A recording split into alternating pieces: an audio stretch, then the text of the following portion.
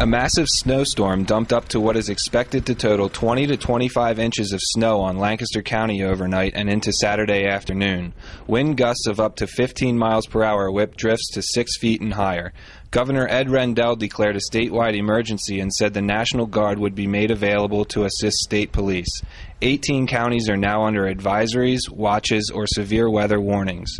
Road conditions are not good, said Rick Musser, assistant county manager.